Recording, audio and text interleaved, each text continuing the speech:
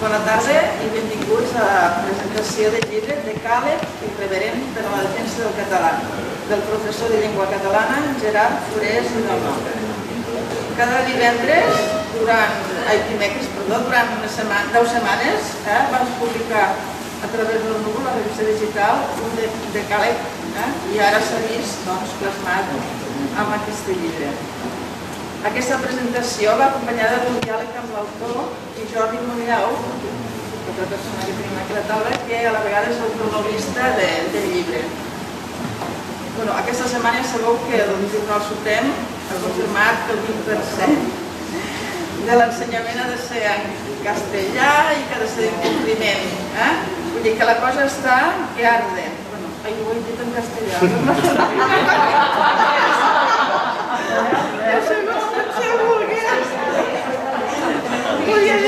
Podria dir allò que m'està al material perfectament, una castellanada.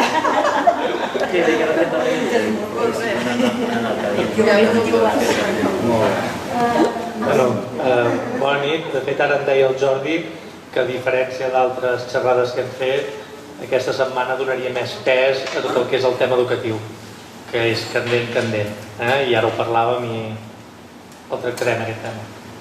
Sí, és que a més el Gerard forma part del sectorial d'educació, de l'Inter Sindical, i per tant durant aquesta setmana ha hagut contactes, també contactes a Palau sobre aquesta qüestió i és un tema que ja estem pensant i és una cosa que tenim present.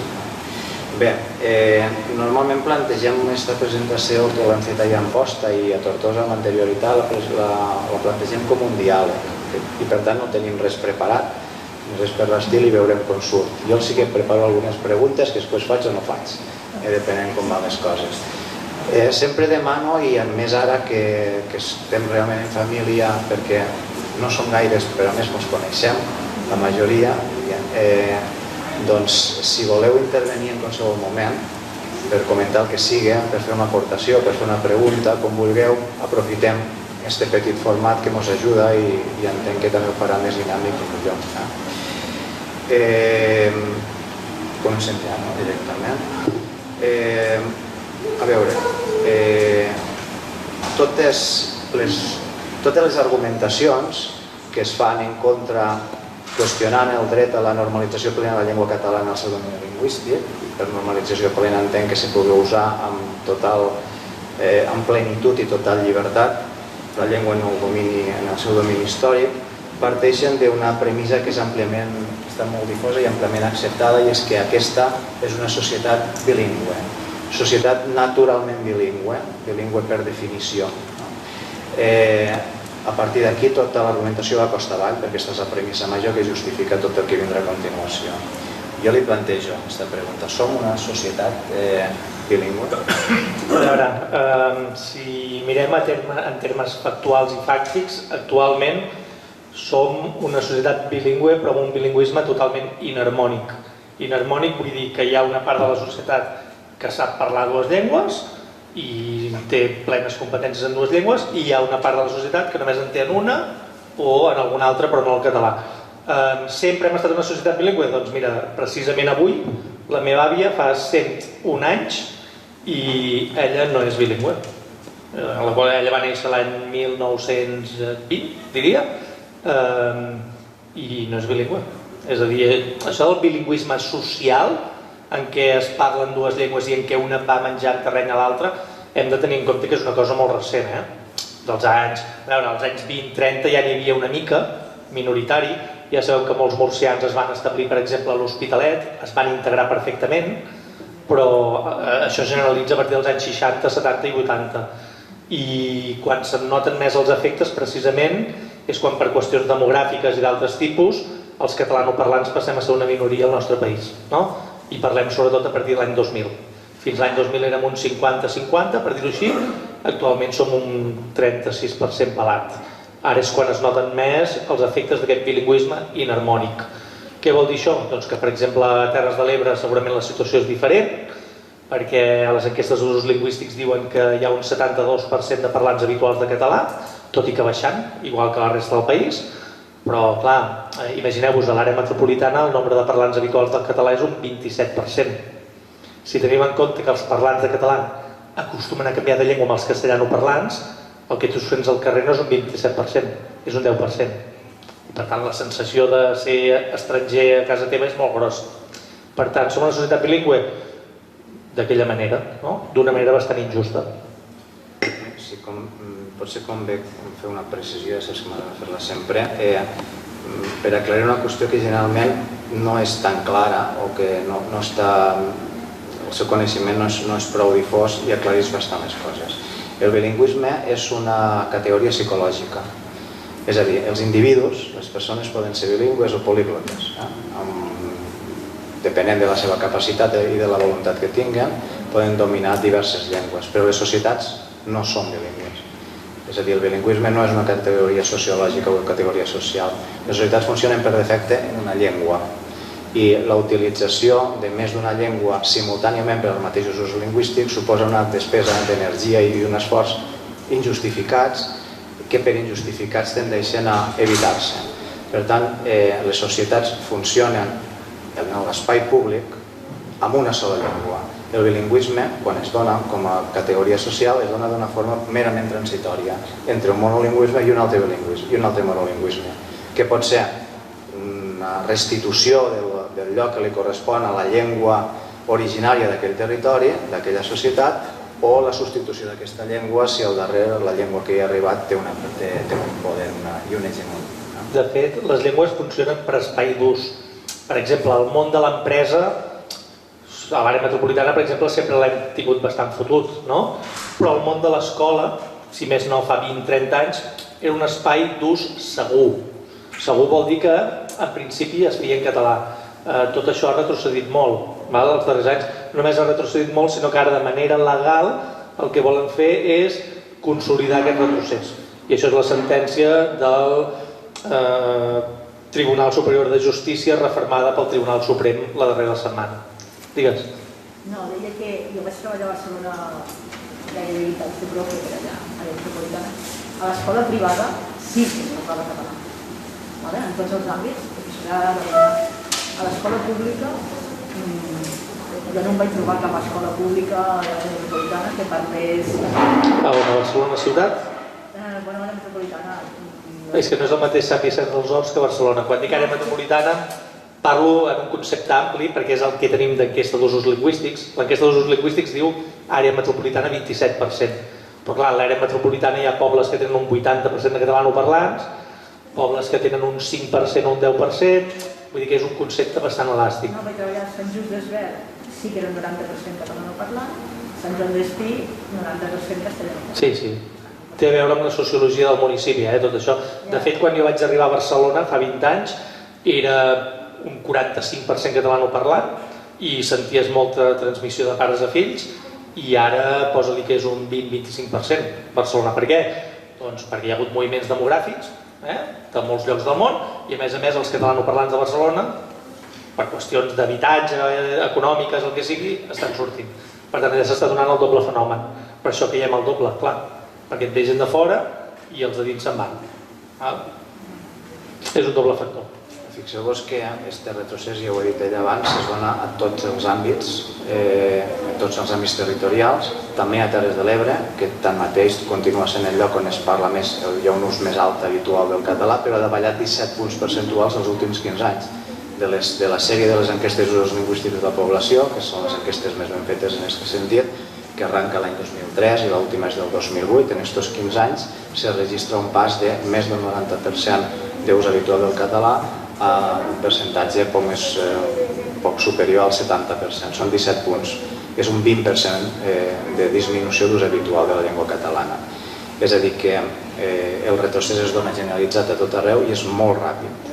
I es dona especialment entre les generacions més joves, que també són les que estan més familiaritzades amb el castellà i quan usen el català l'usen amb menys qualitat. De fet, algú podria tenir la tentació de dir Terres de l'Ebre som els millors. A veure, sí que és on hi ha més ús del català, però també hem de tenir en compte que és on hi ha menys percentatge d'hispanoparlants. I això és el que fa que hi hagi un percentatge d'ús més alt del català. Perquè jo, per exemple, l'altre dia vaig ser a Amposta i la gent catalanoparlant d'Amposta, els hispanoamericans se'ls adreçaven en castellà. Igual que l'àrea metropolitana, igual que Figueres, d'on soc jo, i igual que tot arreu. Vull dir, en aquest sentit no hi havia un canvi. Amb els adults, et dic, poder amb els nanos és diferent i ja la gent s'hi adreça més en català, però amb els adults jo el que vaig percebre és igual que el resta del país. Per què l'ús del català és més alt? Doncs perquè el percentatge d'hispanoparlants és més baix, el percentatge de nascuts a la resta de l'Estat és més baix i a més de nascuts de la resta de l'Estat, aquí a la Terres de l'Ebre també n'hi ha uns quants que són del País Valencià, de la zona catalanoparlant. També n'hi ha. Per tant, aquí hem de tenir en compte aquest factor. Te volia demanar pel concepte de diglòssia, tot i que de fet ja no hem començat a parlar. És un concepte que no sé si és molt conegut, en sociolingüística és un concepte bàsic, potser ho podries definir i explicar de quina forma influeix en l'ús lingüístic. Bueno, diglòssia, de fet, al segle XIX s'utilitzava per parlar de fer un ús diferent de la llengua en funció de l'àmbit en què estaves. Per exemple, el Narcís Oller i l'Àngel Guimerà es parlaven en català, en els usos més informals, escrivien en català les seves obres, però quan feien la seva correspondència, doncs molts d'ells s'escrivien en castellà, perquè consideraven que estava més ben vist. Això era la diglòssia. Però jo, per exemple, aquí al llibre, que el capítol parla de la diglòssia, que es diu el mur, és a dir, la diglòssia és el mur que ens impedeix ser catalanoparlants normals i lliures. És el mur mental que ens hem muntat, que dius, no, és que amb aquesta persona que té aquest color de la pell no li puc parlar català. No, això és un mur mental, perquè després ho fas i molts et responen en català. Doncs jo la diglòssia l'utilitzo en el sentit que és, simplifico el terme, i és la baixa autoestima que tenim com a catalanoparlants. És a dir, la mentalitat aquesta de submís, que diu el Pau Vidal, que la tenim ben enfundida amb una masalleria molt forta. I jo la faig servir en aquest concepte més ampli i elàstic. Possiblement un dels llocs on se mostra més aquesta subordinació lingüística, aquesta subordinació es mostra sobretot en l'àmbit públic. Un dels llocs de l'àmbit públic on es nota més, de les seves característiques, seria el sector audiovisual. L'ús que en fem a YouTube i a les xarxes socials, etc., on tenim un públic potencial, la llengua de la qual no sabem quina és, i això ens porta encara a retraure més l'ús de la llengua. Quina és la situació en l'espai audiovisual? A veure, l'altre dia ho deia en una entrevista que em van fer, i nosaltres teníem dues estructures d'estat abans del procés. Dues estructures d'estat que eren les que ens donaven fortalesa. Una era l'escola i l'altra l'audiovisual. Què vol dir l'audiovisual? Un Super 3 molt fort, un 3XL, un anime en català, un Son Goku, un Arale, que va fer que molts nanos castellanoparlants no només miressin continguts en català, sinó que hagin educat en català els seus fills. Es van educar amb aquests referents mentals. A partir del procés, precisament l'1 d'octubre del 2012, el govern dels millors decideix que s'ha de tancar el 3XL, que s'ha de mantenir l'Esport 3, que és un canal que a dia d'avui té un 0,3% d'audiència, que s'ha de deixar d'invertir en el Super 3, que era un club amb 400.000 socis, més que el Barça i tot, i que la prioritat és que TV3 continuï sent líder. En què ens hem trobat? Que TV3 continua sent líder en aquest país amb un 14% d'audiència, molt poc, 14% del 100% és molt poc, però tenim el Super 3, que, agafeu-vos fort, té un 0,5% d'audiència. Clar, hem d'entendre que el relleu intergeneracional de la llengua, el futur de la llengua no som cap dels aquí presents, ho hem d'assumir. És a dir, jo no li demano a la Corporació Catalana de Mitjans Audiovisuals que treballi per mi. Jo li demano a la Corporació Catalana de Mitjans Audiovisuals que treballi pels meus fills, que no tenen continguts de qualitat en català. Perquè si miren per mi i no miren pels meus fills, la llengua desapareixerà. I en aquest sentit, nosaltres, com a persones adultes i madures, hem de ser conscients que el que els hem de demanar és que treballin pels joves. No ho estan fent, de moment. És a dir, tenim el Super 3 enfonsat, tenen 300 milions de pressupost, 170 milions dels quals se'n van en sous de la casa, gent interna, és a dir, un treballador de TV3 de mitjana cobra 51.000 euros l'any. 51.000 euros. I clar, amb aquests sous és molt difícil que després puguin invertir en sèries potents, en doblatges potents o sobretot en dibuixos potents. Si mireu el Super 3, els dibuixos que fan, els nanos no els interessen. No només això, si algun dia feu la prova a les 8 del matí de posar el Super 3, jo ho faig amb el meu fill, 3/4 parts dels anuncis que hi posen, sobretot els de joguines, són en castellà. I dius, això vol dir que tu has perdut tot el teu esperit fundacional. Per tant, a nivell audiovisual estem molt fluixos, el que hem de fer ja és deixar d'invertir en televisió lineal, és a dir, fer uns programes informatius que estiguin bé, que els podem mirar tots, i poca cosa més, i la resta tot cap a YouTube, tot cap a Twitch, coses que us sonaran poder estranyes, YouTube, Twitch i Instagram, i el Berti és un youtuber de Deltebre, que fa molta gràcia i fa coses molt bones i no veu ni un duro de la corporació, doncs potenciar els seus productes. És cap a aquesta gent que ens hem d'adreçar, a la gent jove, i no és el que estan fent. I hem de treballar perquè ho facin. I per cert, hem començat a mirar a l'institut de portar el Berti a fer-nos una xerrada als nois que puguen, abans de vacances de Nadal, els que puguen assistir-hi perquè el puguen escoltar. És un dels millors del país. De fet, per corroborar això que deies, llegia ara fa un moment, mentre esperava que vinguesses, una entrevista que feia l'Àlex Gutiérrez, que és un periodista especialitzat en mitjans de comunicació que treballa per al diari Ara, que ha publicat un llibre, no recordo el títol, però és un llibre sobre la història dels mitjans de comunicació a Catalunya els darrers anys, i explicava que el 57% del pressupost de la corporació catalana, que són sobre uns 250 milions d'euros, és en sous. I que la mitjana del sou és aquest, una mica més gran en el cas dels homes i una mica més petita en el cas de les dones. Esta setmana, el mateix dia que sabíem o vam tindre notícia de la confirmació de la sentència de desembre de l'any passat del Tribunal Superior de Justícia de Catalunya, el Tribunal Suprem no ha acceptat el recurs de cassació de la Generalitat i per tant ja és una sentència ferma, vam saber que hi havia un acord entre Esquerra Republicana, concretament, i el govern espanyol per a la incorporació del català a través d'un sistema de quotes a les plataformes de mitjans audiovisuals. Què podem esperar? Jo precisament avui he parlat amb gent de la Plataforma per la Llengua, que són impulsors d'aquest acord, i de fet n'han fet una piulada i exigeixen renegociar l'acord. És a dir, se n'han adonat que l'acord no ha estat ben negociat i per tant que això no afectarà en principi les empreses audiovisuals que no tinguin seu a l'estat espanyol.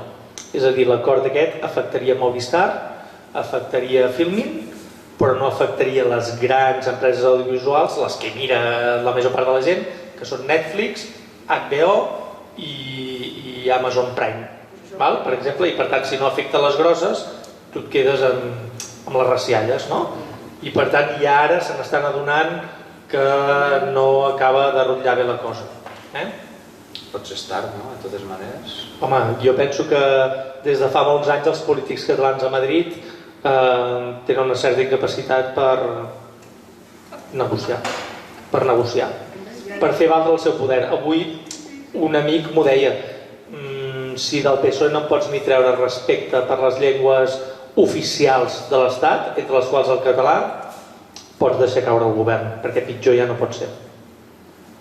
En relació directa amb el sector audiovisual hi ha l'ús que comentàvem abans del català entre el sector més jove de la població, que sabeu que els mitjans de comunicació són un agent de socialització de primer nivell, però d'uns anys ençà, ja d'unes dècades ençà, ha adquirit un paper molt més important i ha superat en aquesta funció a l'escola i a la família fins i tot. Els sociòlegs ja tenen dades que indiquen que si sumem la quantitat d'hores que les criatures passen davant d'alguna pantalla, pantalles que els parlen eminentment en castellà, aquest conjunt d'hores representa més sumat que les hores que passen interactuant amb la seva família i els seus centres educatius i fins i tot treballant a casa en les feines assignades pels centres educatius. Clar, aquest agent de socialització té molta influència també en la socialització lingüística i és possible que el pes del castellà en aquest cas estigui frustrant la transmissió intergeneracional de la llengua. És a dir, la transmissió intergeneracional de pares a fills es continua produint, en això no hi ha hagut un trencament significatiu almenys al Principat, una altra cosa són la ciutat de Palma i les ciutats del País Valencià, però ens trobem, sobretot a l'àrea metropolitana, ens trobeu els que hi viviu, en preadolescents i fins i tot criatures més petites que tot i que la llengua de casa és el català, ja han fet del castellà la llengua de relació fins i tot entre ells. De fet, està baixant, jo penso clarament, el prestigi del català, i deixeu-me que us llegeixi un missatge que m'ha enviat avui un amic aquest dematí, que m'ha dit, diu, jo no sé si estic paranoic o què, però crec que tinc dues famílies de clients castellanoparlants que parlaven català als fills i que ja no ho fan. Ell és un farmacèutic, i jo li he dit, doncs sí, m'ho crec. És a dir, hi ha gent que fa 5, 6, 7 anys parlava català als fills, sent castellanoparlant, i avui dia, veient que la cosa no acaba de compensar, perquè al final no és llengua d'ús social, doncs ara ho fan en castellà. I jo m'ho crec, això que em diu aquest amic. En tot cas, el que sí que ens estem trobant, i això per primera vegada al Principat no havia passat mai, és tenir desenes de milers de nanos catalanoparlants que entre ells es parlen en castellà. Això està passant. Jo ho he vist al meu institut, és a dir...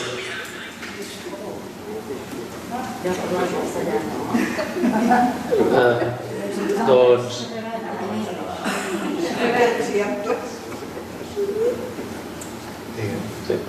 Doncs això està passant. I clar, aquesta gent que horitzontalment s'estan coneixent en castellà, horitzontalment vull dir d'igual a igual, i són catalanoparlants, però ja no es reconeixen, el Josep i el Pere es parlen en castellà, perquè és la llengua de moda, la llengua del grup, la llengua guai, la llengua de Netflix, la llengua de les sèries, la llengua de molts professors que no fan la classe en català, perquè aquest problema el tenim, no?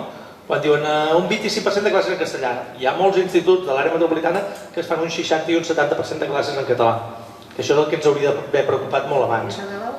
En castellà, perdó, que es fan en castellà. Doncs clar, el problema és aquesta gent que ara s'està coneixent en castellà, que parlaran el dia de demà els seus fills. I clar, la qüestió quina és? La qüestió quina és? Que el dia que una sola generació et falli, sent un 36%, estàs acabat. És a dir, no ens podem permetre que cap generació de catalanoparlants deixi de transmetre el català. Perquè sent un 36%, si et falla una generació, en una generació et situes en un 20% i ja estàs acabat. I això ens porta a l'escola. L'escola és l'instrument per a divulgar el coneixement del codi lingüístic i per tant per capacitar lingüísticament per després poder plantejar amb significat polítiques lingüístiques, i també és un espai on els xiquets prenen nota dels models lingüístics, no només de qualitat lingüística, sinó de l'ús que se'n fa de la llengua i la valoració que se'n fa de la llengua. Què li ha passat a l'escola catalana els darrers anys? Ara, el que li ha passat bàsicament són dues coses. Jo penso, una enorme laxitud en l'acceptació de membres que hi volien entrar. És a dir, molta gent que en comptes de tenir un esperit vocacional d'entrar, ser mestres, d'educar, etc., hi han entrat com una sortida laboral més. Una sortida, mira, escolta'm, doncs no tinc feina d'arquitecte, doncs entro de profe. I clar, aquí el nivell de vocació no és el mateix que si tu vols ser profe i ensenyar uns valors i educar. I l'altra cosa, l'enorme també laxitud pel que fa al compliment de la legislació vigent. És a dir, dit d'una altra manera, hem parlat durant molt temps d'immersió, i la immersió és una metodologia d'aprenentatge. Immersió no és només fer la classe en català, per cert, immersió és una cosa més complexa. Immersió vol dir que tu fas que el nano et parli en català i que si no et parla en català tu fas veure que ni l'entens. I per tant que li dones recursos lingüístics perquè et pugui parlar català, vocabulari, el que sigui. Immersió és una metodologia, no és fer la classe en català. Doncs també, a part d'això, hi ha hagut moltes classes que no s'han fet en català i que no hi ha hagut cap control per part de ningú. És a dir, ni de la direcció del centre, que són els primers que hi podrien actuar. És a dir, el decret de direcció es diu que és obligació del director del centre fer que es compleixi l'ensenyament en català. Molts directors han xiulat cap al sostre i no han fet res. 2, la inspecció educativa. La inspecció hi és per inspeccionar. És a dir, per inspeccionar que els alumnes estan ben distribuïts, segons l'origen, però també inspeccionar que els professors facin la seva feina, que per això cobren i cobren bastant bé, els professors. I la tercera és el Departament d'Ensenyament. És a dir, el Departament d'Ensenyament, clar, ha de tenir en compte tot això. Si no, per tant, aquí tenim múltiples nivells que no han fet la seva feina. I per tant aquest és un problema de laxitud, el que hem tingut. I ara que fins i tot en alguns indrets del país, allí on la demolingüística és més clarament desfavorable a la llengua catalana i el percentatge de castellanoparlants és tan elevat que els catalanoparlants els costa fins i tot reconèixer-se entre ells. Ara que hem arribat en aquest punt, arriba la sexta sentència ferma del Tribunal Suprem, que no sé si tothom interpreta exactament el que significa. A veure, plou sobre mullat, vale? Ens trobem que l'escola, igual que TV3, actualment no és un agent transformador. Transformador vol dir un element positiu per transformar la societat. El que ens estem trobant és que l'escola, com TV3, són elements mimètics de la realitat. Mimètics vol dir que imiten la realitat. I per tant tu et trobes educadors que com si anessin a comprar una barra de pa canvien de llengua davant dels alumnes, no? Igual que si es troben un adolescent i van a comprar una barra de pa. L'escola només val la pena si serveix per transformar la realitat i per fer que els nanos siguin perfectament competents en les dues llengües. Actualment no passa. És a dir, tenim centenars de milers de nanos que no són competents en català, ni a l'hora de parlar-lo ni a l'hora d'escriure'l. Per tant, aquest és un problema. I no sé què més volia dir sobre el tema de l'escola. En tot cas, la sentència estableix que un 25% mínim de llengua castellana. Molts han interpretat, i això a l'àrea metropolitana fins i tot ha sonat com una millora, atenent quina és la situació, que hauria un 75% de classes en català. Això vaig fer l'altre dia un fil a Twitter que vaig dir que qui deia això és que realment, un, no sabia de matemàtiques i dos, no coneix el model curricular del nostre país. És a dir, que tu tinguis un mínim 25%, mínim vol dir que t'obre una autopista cap a un màxim, mínim vol dir això. No vol dir que tu tinguis un 75% de classes en català, perquè que jo sàpiga a les escoles es fa anglès i es fan matèries en anglès i de vegades es fa science en anglès. Science vol dir naturals en anglès, ciències socials també. Vull dir que el que s'està fent és, un, trencar la immersió i dos, fer un model que ja no és immersió, que és plurilingüe, en què el català ja no és el centre gravitatori i per tant el model plurilingüe és el que tenen ara, per exemple, al País Valencià, amb els efectes que això té, perquè si l'escola és plurilingüe no té prou força per aturar el que són les inèrcies de la societat. Per tant, o ho fas amb una immersió real, no com la que hem tingut els últims 30 anys, això era una immersió que en algunes zones del país potser sí que hi ha estat, potser sí que a Tortosa, Amposta i Móra hi ha estat, però a molts altres llocs no. O tens un sistema plurilingüe que el que fa és accelerar el procés de substitució lingüística. I això és el que tindrem segurament a partir d'ara, si no hi reaccionem. I jo la meva reflexió és, només tenim dues alternatives. O una, o hi ha desobediència massiva, com es va fer a les Illes Balears, això us sona, no?, amb el Bauzá, caixes de resistència, no només els profes, les famílies, desobediència massiva perquè considerem que la llengua és important per nosaltres, és un element troncal de la nostra identitat, o el que haurem de fer, si no ens veiem amb forces de fer això, perquè el 50% no el podem acceptar de cap manera, és haurem d'anar al que sempre havíem dit que no volíem, doble línia. I per tant, alumnes que facin immersió, si els seus pares trien això, i alumnes que no en facin, si els seus pares trien que tinguin ensenyament en castellà. L'únic que no ens podem permetre és fer un 50% estant en minoria. Això ja implica definitivament que no hi ha domini del codi, difusió del domini del codi, i això fa impossible qualsevol política lingüística i aprofundeix definitivament en la minorització fins a fer-la irreversible. Comentaves a l'hora de plantar cara en aquesta sentència, cosa que no és el mateix plantar cara a una llei que plantar cara a una sentència judicial, perquè les lleis es poden canviar i a més era una llei autonòmica. Una sentència judicial és una cosa completament diferent. El paper de les famílies, que hauria de tenir, va jugar a la Marea Verda de les Illes Balears un paper important, les famílies que es negaven a portar les criatures als centres educatius, i això alleugeria el pes de la vaga damunt dels docents, que podien anar però no tindre les criatures a classe, i això aturava també el sistema. Va ser decisiu. És un terreny a explorar però que no sabem com reaccionar, perquè aquest país, després de la ideologia lingüística que acaba sent l'hegemònica, estem ideològicament desarmats. Doctrinalment estem desfets des de ja fa, penso jo, més de 10 anys, des d'abans del procés. Amb el procés hi ha hagut una derrota, és a dir, tots notem d'una gravata que ens les estan colant per on volen, estem estabornits, no hi ha manera d'avançar. uns es barallen amb altres, però és que a més, ja d'abans de l'època del procés vam dir-nos que l'important era que no ens diguessin que eren nacionalistes, que això és molt dolent, perquè nosaltres no diferenciem entre un nacionalisme d'alliberament i un nacionalisme agressiu, no? I llavors ens vam inventar el concepte aquell que no l'entén totia, que es diu independentisme no nacionalista, no? O com deia l'altre dia el líder d'una organització, a mi no m'interessen els conceptes identitaris, no?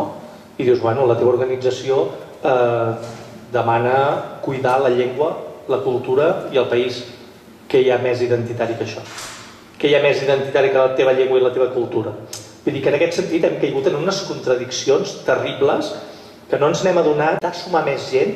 Al final som els mateixos de sempre, 45-47%, que dius, si aquestes renúncies t'haguessin servit per disparar-te un 70% independentista, dius, bueno, fem-ho que ja serem independents i d'allò.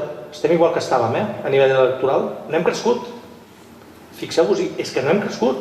Bueno, les últimes van pujar un 52% perquè la participació va ser més gran. Som els mateixos de sempre, però absolutament desarmats.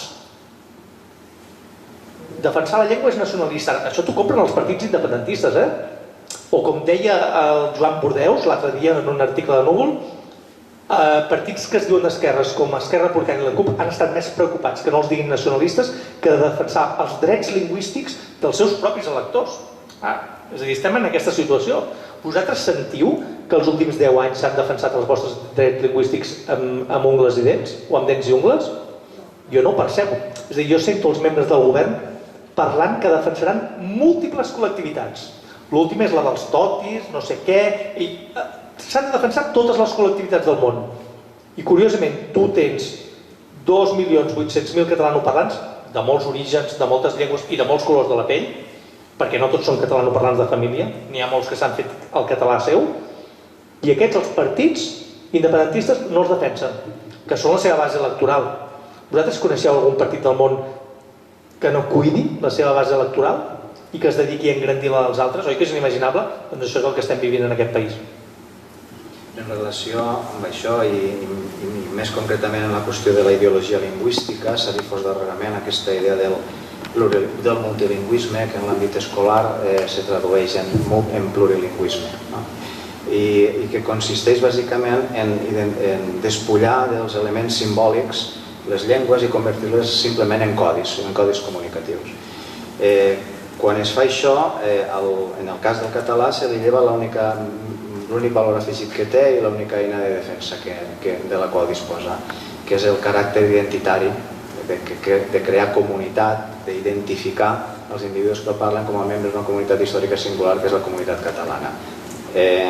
Quan la llengua catalana perd aquesta capacitat identificativa i es converteix en un codi comunicatiu més i es col·loca al costat d'uns altres codis comunicatius que tenen capacitats comunicatives o valor comunicatiu superior perquè són codis coneguts per la totalitat de la població de la societat i a més coneguts més enllà i tenen aleshores per tant també un valor econòmic, aquesta mena de desarmament ideològic de la llengua la col·loca en una situació d'inferioritat que és irrecuperable. En el nom d'una certa neutralitat que evite certes qualificacions que podem considerar desafortunades o que podem considerar que no volem, com aquesta de nacionalista, el que aconseguim és això, desarmar el català de qualsevol atractiu. Fixeu-vos que al País Basc, el del Partit Nacionalista Basc, et diuen jo soy nacionalista. I els espanyols poden cantar i piular tant com vulguin. Si tu no tens clar el que vols pel teu país, els de l'Esquerra Abertzale vol dir esquerra patriòtica. Vosaltres us imagineu qualsevol líder de qualsevol partit polític català dient en una entrevista a La Vanguardia jo sóc un patriota? Oi que no? Se'n donarien vergonya, no? Doncs aquest és l'estat en el que estem. L'estat, vull dir, catatònic en el que estem. Doctrinalment estem desfets. És a dir, no sabem ni què defensem ni si el català és important per ser català o no. Com diu el Jordi moltes vegades, el català ha de ser un element diacrític de la catalanitat. Diacrític vol dir diferencial. Si no, si és per utilitat a nivell global, passem-nos a l'anglès. Llavors el català no serveix per res. Si no és útil com a mínim per ser catalans, i ens han venut els nostres mateixos polítics que no calia el català. Per ser catalans no. Per tant, que la catalanitat és una condició administrativa. Vius a Catalunya i ja ets català. Bueno, doncs clar, llavors quin valor té? És a dir, jo que vinc del Nepal, si per ser català no em cal el català, per què l'he d'aprendre? Un exemple il·lustratiu. Nadal de l'any passat, a l'Institut de Tortosa. Cerimònia de lliurament de premis a narracions breus. El premi tenia una categoria en català, una categoria en castellà, una categoria en anglès. Dos nois, un noi i una noia de l'institut, presenten, ho fan telemàticament en línia en aquell moment, per la situació en què es troben, presenten els premis i es fan primer la presentació en català, després el mateix ho repeteixen en castellà i després ho repeteixen en anglès. Donen els premis. Currículum ocult, és a dir, allò que no està explícit en els objectius d'esta activitat, però que els xiquets aprenen perfectament de forma implícita. El català no té més significat que el castellà o que l'anglès, és a dir, és simplement una eina comunicativa com una altra. Els catalans no tenim llengua, els catalans tenim en tot cas moltes possibilitats expressives diferents, totes indiferents entre elles i intercanviables, i el català, per tant, no té un significat especial per nosaltres. Si no té un significat especial per nosaltres i la seva utilitat implica certs problemes, doncs quin sentit té mantindre el codi? I això, caldria encara parlar d'una altra cosa per acabar de completar el quadre. Dia Marx que la infraestructura determina la superestructura. El model econòmic del país acaba determinant, entre altres coses, moltes altres coses, els usos lingüístics que fan aquest país. I és una cosa que sovint no tenim en compte. La llengua la releguem a l'àmbit del Departament de Cultura o a polítiques que tenen a veure directament amb la llengua, però no tenim un plantejament holístic, un plantejament complet que tingui en compte el marc en el qual se donen els usos lingüístics. De quina manera ha influït el model econòmic català en l'evolució lingüística al nostre país? Ara, penseu una cosa, els últims 20 anys el creixement de la població del País Basc ha estat d'un 4,75%. En el mateix període de temps, això ho dic al capítol 9 del llibre, aquí a Catalunya ha passat, és a dir, ha crescut un 24,75%. És a dir, d'un 4,75% a un 24%. Què implica això? Doncs que el País Basc ha anat a l'alça, tot i que estaven molt fotuts, el País Basc, eren un 17% i en 40 anys han passat un 23%, han pujat un 6% en 40 anys, que no està malament quan estàs tan fotut, i nosaltres hem passat d'un 50% a un 36% en una bufada, en 2 dècades. Té a veure això amb el model econòmic? Home, doncs sí. És a dir, tenim un model econòmic tòxic, basat en el turisme massiu, en feines de treball precàries, en què els nostres polítics estan obsessionats en fer Barcelona World, que crearà uns llocs de feina que no seran ocupats per gent educada a Catalunya, segurament, sinó que seran ocupats per gent que vindrà d'altres llocs, i que ells seran víctimes d'aquest sistema econòmic precari. És a dir, vindran aquí a cobrar poquíssim i a fer feines que la gent d'aquí no voldrà fer. Però clar, el fet que vinguin aquí tindrà un impacte lingüístic. Per tant, tenim aquí un model econòmic que jo en dic el de la lloretització. Lloretització vol dir la Costa Brava, ja sabeu, i la Costa Daurada com estan. Tu vas a Salou, jo estiuejo a Vila-seca, i si vas a Vila-seca, si sents 2 joves parlant en català, el primer que fas és girar-te. És una mica trist, no? Si tens tu sents 2 nanos joves. Això té a veure amb el model de PortAventura, turisme a sac i tot això? Doncs esclar, que hi té a veure. És a dir, el model econòmic que tu tens té a veure amb la gent que hi haurà al teu país. I ja us dic, els nouvinguts no en tenen la culpa. Això és el benefici fàcil de molts empresaris. Us posaré un exemple. A Vic i a Olot, les càrniques, sonen, no? Els Cullell i tots aquests, no paren de produir llocs superprecaris, gairebé esclavistes, a Mansalva, que els ocupen a Olot, sobretot gent que són vingudes de l'Índia. Té un impacte lingüístic, això sí. I a més, els propietaris d'aquestes empreses no només creen llocs de feina que la gent d'aquí no vol ocupar, sinó que a més no volen que els seus fills vagin a les mateixes escoles que els fills dels seus treballadors. I llavors els porten a escoles d'elit o o en què estan segregats amb els nanos immigrants. I llavors tens centres que tenen un 80% de nanos immigrants. I jo dic, un 80% de nanos immigrants és bo per la llengua catalana? En un lloc com Olot, ja us dic jo que no. Perquè si tu tens un 30-40% d'immigrants i la resta catalanoparlants, la integració es produeix de manera natural. Però si tu tens allà un gueto de 80-90%, no hi ha integració.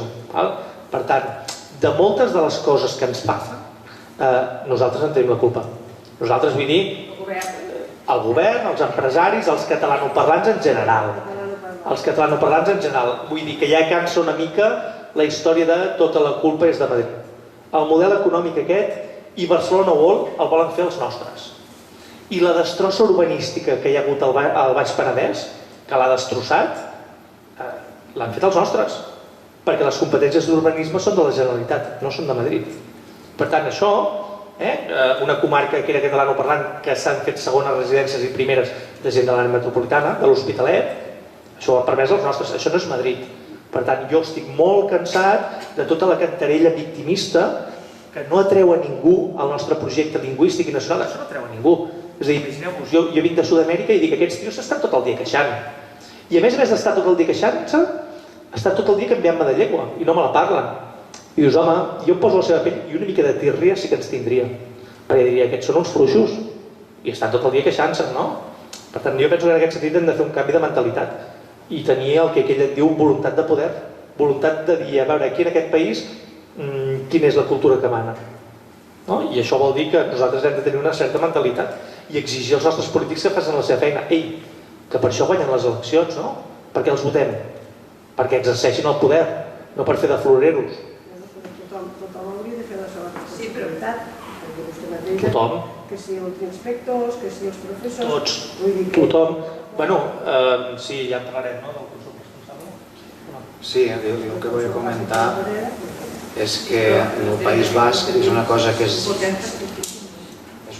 habitualment desconeguda per nosaltres, però el País Basc preveu clàusules lingüístiques, no, condicions lingüístiques per a l'aprovació dels plans urbanístics. És a dir, un pla urbanístic ha d'aportar, perquè sigui aprovat, un informe d'impacte lingüístic que tindrà sobre aquella comunitat. No és una cosa tan estranya, també ho fan a l'àrea de Brussel·les, a les poblacions del voltant de Brussel·les de llengua flamenca. Aquí és una cosa que ni ens plantejaríem, la consideraríem, ens escandalitzaríem que es fes un plantejament d'aquestes característiques. Aquí, si condicionéssim qualsevol cosa econòmica o urbanística a la llengua, a l'impacte lingüístic que tingués, la primera que ens diguessin nacionalistes o identitaris, el primer que faríem és arronsar-nos. De fet, has parlat de... No recordo quina paraula has fet servir per parlar d'aquest creixement que hi ha hagut al país basat en un determinat model productiu. Dic, no sé quina paraula has utilitzat, no ho recordo ara, però referent a aquest creixement del país basat en el turisme i en altres tipus d'indústria de poc valor afegit. Lloretització. Exacte, lloretització. També li podríem dir balearització. Fixeu-vos, a les Illes Balears en 50 anys la població ha crescut un 125%. Ara ja es parla de substitució lingüística, perquè a més les pautes reproductives de les persones arribades no són exactament les mateixes, són significativament diferents de les persones, dels al·lòctons no són els mateixos que dels autòctons. Per tant, a hores d'ara a les illes ja es pot parlar d'una substitució de la població que implica una substitució lingüística. I en el cas del Principat us dono un parell de dades perquè les tingueu en compte. Des del 1900 fins ara, en els últims 120 anys, el creixement de la població del Principat ha estat un 293%. És a dir, hem quadriplicat la població, un increment d'un 300%, quadriplicat la població en total. I als països catalans, 260%. És un percentatge, en el mateix període, el percentatge de creixement de la població a l'estat francès és un 60%. I l'estat francès, a més, és un estat que ha hagut d'acollir població que venia de les colònies a mesura que s'han descolonitzat. No és el nostre cas. Un creixement que no té parangó. Només és comparable en tot cas al creixement del nord d'Itàlia, de ciutats com Torí o Milà, però se queda lluny encara. Se queda lluny del que ha passat en el nostre cas. Comentaves ara vist un tema que jo t'he tallat, del consum responsable, sí, que té a veure amb això de l'economia. Sí, quan quan parlaves tu de tots hem de fer la nostra feina, sí, una de les principals feines és el consum responsable, és a dir, nosaltres decidim on invertim els nostres diners. I això és una cosa que pot canviar el país, en positiu o en negatiu. I n'hi ha molt poca consciència d'això. Jo, per exemple, tinc familiars, ostres, tu ara he de trucar a Endesa per canviar, quina mandra. Després són gent que el llaç groc de seguida i l'11 de setembre a la mani, tots ràpids i corrents, però després fa mandra haver de fer això. Doncs, home, cada unitat familiar, m'ho invento, té 10 o 15.000 euros per gastar-se cada any en consum, en funció dels que sigueu, és igual. Però tu decideixes si tu vas a comprar a la sabateria on t'atenen en català o no, o a la xarcuteria on t'atenen en català o no. Això no hi ha ningú que pugui triar per tu. I deixem-me que us posi l'exemple d'Hostalric. A Hostalric hi havia un Mercadona i un Esclat. Aquí a Móra la Nova en teniu un, per cert. Doncs va passar l'1 d'octubre i ja sabeu que Mercadona va oferir els seus aparcaments a la Policia Nacional i a la Guàrdia Civil perquè aparquessin les seves furgonetes i ens vinguessin a estomacar l'1 d'octubre. Això no sé si us sona. Doncs els senyors d'Hostalric, que es van comportar com una nació, com una micronació, un poble de 5.000 habitants de la selva, van decidir que ells farien boicot al Mercadona, que s'havia dedicat a deixar els terrenys perquè els hostiessin ells l'1 d'octubre. Al cap d'uns mesos el Mercadona va tancar i ara mateix només hi ha un Esclat, Hostalric. Aquesta gent van demostrar que sabien el que s'ha de fer en aquest país. Doncs vosaltres decidiu si aneu a comprar en un lloc on us reconeixen el dret de ser atesos en català. Jo vaig dinar aquest estiu amb el president del Bon Preu i això ho tenien claríssim ells. El primer que els diuen a l'hora de contractar algú és tu has de tenir respecte per la llengua del client. I si no tens respecte per la llengua del client, o no cal que entris o et fotrem fora. Això és exercir el poder, enteneu què vull dir? Exercir el poder vol dir això. Jo foto la pasta, jo mano. Doncs vosaltres decidiu si aneu a un lloc així o aneu a un lloc on la caixera o qui sigui no us reconeix el dret de ser atesos en català al vostre país. Això és una decisió individual i vostra. I creieu-me, els cacaus poden canviar moltes coses. Si ara hi ha això de Netflix, hi ha a Europa haver de produir en català, si hi hagués una allau de 100.000 catalans que se'n donessin de baixa, ja veuríem si reaccionarien o no. En relació, miren, això del consum responsable i és un cas particular, però potser val la pena de comentar-lo. Una marca catalana d'alimentació, Guissona, quan es va plantejar començar l'activitat, van a buscar directament treballadors a fora de Catalunya, a la resta de l'Estat. Buscava gent que estigués en una situació suficientment precària com per pagar-los un sou mínim, perquè era el seu model de negoci. No en van trobar prous i llavors van anar més enllà de l'estat espanyol, però sempre l'objectiu de Guissona ha estat buscar gent de fora que poguessin explotar un cop portada aquí. I se'ls forma en castellà quan arriben aquí, ja que no coneixen la llengua castellana molts d'ells. La formació que us dona lingüística de l'empresa és directament en castellà. Ara mateix entreu a la pàgina de l'IDESCAT, busqueu les dades estadístiques de població de Guissona, bastant més de la meitat de la població de Guissona ja no és nascuda ni a l'estat espanyol. Suma els que són nascuts a l'estat espanyol i els que són nascuts a fora i això significa la població local ha quedat totalment minoritzada. Que per cert, això ho diu la Carme Junyent alguna vegada, implica que ha partit la continuïtat del territori majoritàriament catalanoparlant del Pirineu fins a les Terres de l'Ebre, se parteix per aquella zona de la Segarra a conseqüència de l'activitat comercial d'esta empresa. Que la gent que hi treballa no només viu a Guissona, sinó que cerquen també Tàrrega i Cervera, que ja estan patint. A més, l'increment del preu de l'habitatge derivat d'esta arribada contínua de centenars de persones en molt. Bé, i llavors pot ser ja... Per cert, que ells treballen a nivell de franquícies. Ells no tenen establiments propis. Franquícies que les pot portar, m'ho invento, una persona que no parli mai el català i que porti la samarreta de la selecció espanyola cada dia. Franquícia vol dir això, que tu no tens cap model d'empresa ni cap mínim de res. No només hi ha canvis lingüístics, sinó hi ha canvis polítics com ara en l'evolució del vot. Tingueu en compte que el fenomen de PortAventura ha comportat un canvi en el sentit del vot a localitats com Vila-seca o com Cambrils. Cambrils és una localitat que sempre havia tingut governs catalanistes, ara ja no. De continuar amb aquest procés, no trigarem gaire a que les majories catalanistes al Parlament de Catalunya siguin inviables. Tu el que no pots fer és destruir el teu teixit social. És a dir, es diuen, anirem a la independència, molt bé, però si mentrestant, quan tu dius que vas a la independència, el que fas és destruir el teixit social, la teva massa de població, la independència no s'assolirà mai. A Vila-seca, per exemple, tot això de la turistificació, PortAventura i tal, el percentatge de vot independentista en unes eleccions normals a Vila-seca de Solsona, el nom sembla molt català, no? És un 25%. Igual que l'Hospitalet de Llobregat. És aquí, a 40 quilòmetres. Bueno, agafant la costa, Bé, jo reservava per al final, fa una estona que parlem, i reservava per a cloure dues preguntes que em penso que de totes maneres ja les hem contestades. Què poden fer, d'una banda, què poden fer les institucions catalanes? Quina és la línia que haurien de canviar? Primer, fer el que no han fet. I per fer el que no han fet, només ho faran si hi ha una gran pressió de la ciutadania.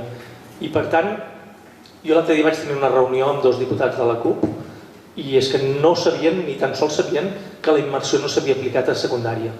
No s'ha aplicat mai la immersió secundària en lloc del país.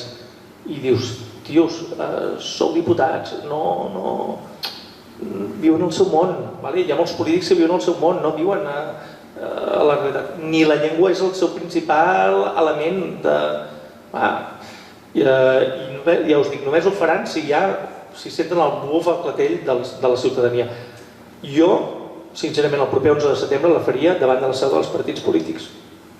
I el primer que els exigiria ja no és un referèndum, que també, sinó que complissin la legalitat lingüística vigent. Perquè clar, les lleis vigents les han de prendre, les han de fer complir, no? Són lleis vigents. Com diu la Plataforma per la Llengua, si no compleixes la llei vigent, això és una paraula de la plataforma, el que estàs fent és prevaricant. Prevaricant vol dir una cosa lletja, no complir la llei que és vigent. Doncs el primer de tot és complir la llei. I per tant no serveix que ara s'esquincin les vestidures per la immersió quan fa 30 anys que no l'han complert, la immersió. Deixem de dir-nos mentides. És que ens estem dient mentides tota l'estona. No l'han complert la immersió durant 30 anys. I que hi ha molts pobles governats per partits independentistes que els establiments retolen en castellà. I això és una competència municipal, que això no té a veure amb Madrid. Que hi ha molts municipis que no estan atents a aquestes coses, perquè no els interessa. Per tant, el primer de tot és complir les lleis lingüístiques vigents. He vist que algú deia que no. Perdoneu-me, complir això vol dir complir els meus drets lingüístics i els del meu fill. Jo tinc un nano de 3 anys, i el primer que vull és que es compleixin els seus drets lingüístics. I això va per davant de qualsevol altra cosa. Sobreviure com a nació i sobreviure com a cultura va per davant de qualsevol altra cosa. I algú em dirà, no, és que sense la independència no ens salvarem. Potser no, però el primer que has de fer és no deixar-ho per d'aquí 5 anys, perquè potser d'aquí 5 anys estarem molt pitjor del que estem ara. Per tant, unilateralitat demà, Començar a treballar ja demà, no d'aquí 5 anys o d'aquí 3 anys, amb un referèndum que no sé què. Hem de començar a fer-ho demà, perquè les comunitats que sobreviuen són les comunitats fortes. Fixeu-vos, els jueus durant 2.000 anys van tenir algun estat? Van tenir algun papa-estat que els protegís? Es van disseminar per tot el món i van sobreviure. Perquè era una comunitat que tenia prou vincles i prou elements religiosos, en aquest cas, no lingüístics, per sobreviure. Els gitanos catalans, que porten 600 anys a Catalunya, 600, han sobreviscut com a comunitat diferenciada, i són molt pocs. Ells han decidit que tenen la seva comunitat granítica, forta. No tenen un estat que els protegeixi, no tenen un estat. Per tant, hi ha prou de la cantarella que només un estat et salvarà. Jo vull un estat, evidentment, per mi. Jo vull un estat perquè et facilita les coses. Ara, estar tot el dia amb l'estat per no haver de fer avui el que pots fer avui és una trampa molt grossa. I per tant, quan us diguin ho farem d'aquí 3 anys, el que estan fent no és desitjar una cosa, el que estan fent és procrastinar. Procrastinar vol dir deixar per demà el que es pot fer avui. Perdona'm, tu em dius farem un conflicte amb l'Estat d'aquí 3 anys. I no has fet la immersió perquè tu creies que era un conflicte social. En què quedem? Si tu vols conflicte, vés al conflicte. Va, aplica la immersió, aplica la llei 1/98, aplica la llei del cinema i digue'ls a les majors americanes qui mana aquí en aquest país. Que la llei del cinema diu que un 25% de les pantalles de Catalunya han d'oferir títols en català. La llei del cinema catalana deia un 50%, el Tribunal Constitucional va dir no, un 50% és massa, 25%. Sabeu quin percentatge d'emissions en català hi ha al cinema? És un 3%. Sí? Unilateralitat. Unilateralitat amb la llei del cinema. Tu vas a les majors i els dius, ei, a partir de demà 25% d'emissions en català. I et diran, molt bé, doncs marxem de Catalunya. Doncs marxa. Si jo no tinc res a perdre. Si tinc un 3% d'espectadors en català, enteneu què us dic? Tu no perds res quan ets un 3%. Unilateralitat vol dir això. Per tant, estic cansat que la gent em digui que fer complir les lleis lingüístiques vigents no és important. De debò. És molt important, perquè té a veure amb els nostres drets. Per tant, ja prou. La darrera pregunta que et volia fer, però em penso que serà redundant de totes maneres, és què podem fer nosaltres, no les institucions, sinó que podem fer nosaltres. De totes maneres ja ha quedat prou clar. Quasi seria el moment, si voleu, preguntar a vosaltres alguna cosa, hi ha algun dubte sobre alguna dada. El que volia dir és que a la televisió el que diuen que la immersió lingüística que és existent, que fa molts anys que està i sento parlar també als segons quins mestres que ho diuen. Que jo, per cert, l'altre dia li vaig dir, potser aquí a Mora potser sí, però jo penso que a prop de Tarragona hi ha molts instituts que no és el que dius tu. Mira... O no. Vale? Bueno, doncs aquí se'n comença tot. Clar, si el govern diu que som, bueno, que sobretot el català, que està la immersió i aquí ha funcionat durant molts anys i que està funcionant, jo penso com tu, que des de luego els joves parlen en castellà i de pel·lícules en català i els pobres no cap. Los jovent, el Super 3 abans, estic d'acord completament. Hi havia molts nens que el miraven, nens que eren castellans, castellà parlats. Sí. I ara què hi ha? És que no sé ni parlar dels obertures. No.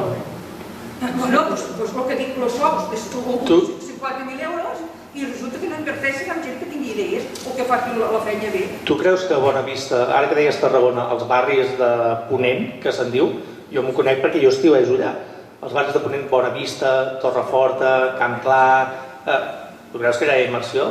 No s'ho creu ningú ni borratxo. No. Per tant... I als nostres pobles també, quan un mestre o un professor s'ha ficat a fer la classe en castellà, amb els alumnes i això, ningú ha dit res i estem aquí acostumats al revés. Doncs ja està. Què vol dir això? Doncs que en un futur acabareu com l'Hospitalet de Llobregat. És la tendència. És la tendència. Si tu no reacciones, quan tu ets una minoria subordinada vol dir que estàs per sota, si a més no reacciones vol dir que cada dia estaràs més per sota. Com deia aquella, com més ens maltractaven, pitjor, no? Com més acotàvem el cap, més ens maltractaven, no? Això deia la Rosa Parra. Doncs, clar, al final, avui em deia un amic del sindicat que és d'aquí, de Terres de l'Ebre, és que ara estan venint molts professors valencians que parlen en castellà. M'ha dit el Toni aquest matí. Doncs, bueno, si com a pares no dieu res, si com a comunitat educativa no es diu res, si com a direcció no es diu res, no ho sé, jo avui aquest matí, com a membre d'intersindical, m'he anat a un institut perquè he rebut queixes d'uns pares que no es feia la classe en català i m'he anat i he parlat amb el director. Doncs, o et queixes o no et queixes. Jo penso que ens hem de queixar. I llavors el director m'ha dit, sí, el proper que faré el proper dia al claustre és recordar que les classes s'han de fer en català. Dic, bueno, alguna cosa ja hem guanyat. He hagut de fer 70 quilòmetres, anar i tornar, però bueno, val la pena, penso. Perquè si no el neguit que et quedes endins és pitjor, saps? Bueno. Fixeu-vos que les dades que van fer públiques ara no fa gaire el Consell d'Avaluació de Catalunya, quan deien les dades d'utilització del català, tant entre les criatures com entre els alumnes i els professors a quart d'ESO, donaven a entendre que quan un professor parla en castellà, els alumnes li parlen en castellà, però quan un professor parla en català, els alumnes també li parlen en castellà. És a dir, la convergència lingüística se dona exclusivament en un sentit. Jo us explicaré una anècdota que implica fins a quin punt ens arriben a veure com a indefensos i per tant, fins a quin punt estem subordinats i hem generat aquesta sensació d'indefensió. És una anècdota que em va passar a mi. Jo vaig treballar 6 anys a l'Institut de Peníscola. Allí no teníem aula d'acollida perquè la Generalitat Valenciana no les contemplava, però hi havia persones a Peníscola més que d'altres llocs que venien de fora i que no entenien el català, el valencià que li diem allà, I aleshores els dos professors vam decidir quedar-nos a migdia, amb el permís dels pares d'aquestes criatures, no cobràvem, fem més hores i fem aula d'acollida a migdia en aquestes criatures. I una d'elles, una noieta de primer d'ESO, venia de Saragossa, després al cap d'un parell de dies com em va fer una mica de confiança em va dir no me gusta tu lengua. Jo era el seu professor, molt més gran que ella, porto barba, i en canvi aquella noia no va tindre cap problema de contestar-me d'aquesta manera. Això és inversió de la jerarquia, és una inversió de la jerarquia. És que, a veure, jo t'he vist molt enfadat, en raó, però si és tan enfadat el que has mostrat en català, l'haguessis mostrat en castellà, potser les coses serien diferents des del punt de vista dels que ens governen. És que el problema és de mentalitat dels mateixos votants. O sigui, aquí, per exemple, estem a un institut que per sort i per feina, perquè jo vaig estudiar a Tortosa fa molts anys i me'n recordo que en aquella època a Tortosa la llengua de referència, la llengua, com si diguéssim, de bien, era el castellà. Jordi, això, a mi em diuen Juan, i encara es diuen José. El que passa que gràcies a l'escola i gràcies als referents de TV3, etc., socials, no hi ha culturals, la cosa s'ha revertit aquí. Però clar, el poder polític està totalment desorientat. No sé a qui volen acontentar, però tenen por. Tenen por d'aquí, de tu no. A mi segur no. Que no, i de mi tampoc. Però si ens hi veuen en castellà i els diu que no s'acompleixen els seus drets lingüístics, resulta que va a un jutge i li dona la raó. Però és que nosaltres ens hem acostumat a no exigir als polítics els nostres drets lingüístics. I nosaltres ens pensem que bueno... És a dir, per fer el que hem fet els últims 10 anys, hi havia alguna contradicció en fer-ho i al mateix temps complir amb els nostres drets lingüístics en comptes de relaxar-los? No hi havia cap contradicció.